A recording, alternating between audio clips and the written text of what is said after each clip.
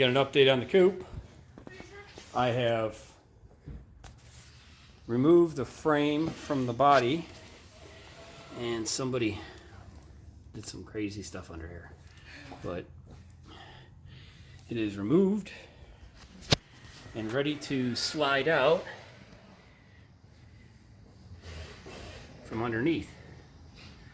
So what I plan on doing is sliding it out to the left, and then I'll move the jack stands to the inside. This is the way I got them positioned, so I can take this thing and slide it that way, and then I'll move that jack stand. I'll jack it up and I'll move the jack stand to the other side and slide it out the rest of the way. So this should make for a very easy removal of the frame when I want to work on it, because it's actually in really good shape, but it needs some work. I'm gonna sand it, paint it.